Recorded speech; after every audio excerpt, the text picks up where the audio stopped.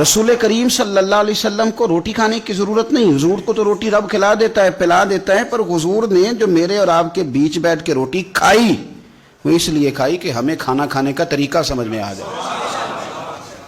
نبی پاک صلی اللہ تعالی علیہ وسلم کا ہر لمحہ نبی ہے، تیری حیات پاک کا ہر لمحہ پیغمبر لگے۔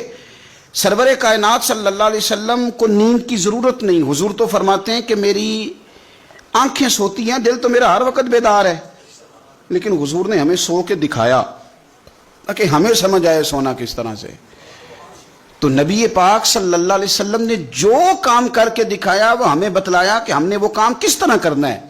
اسی طرح میرے مصطفیٰ نے حسنین کریمین سے پیار کر کے دکھایا،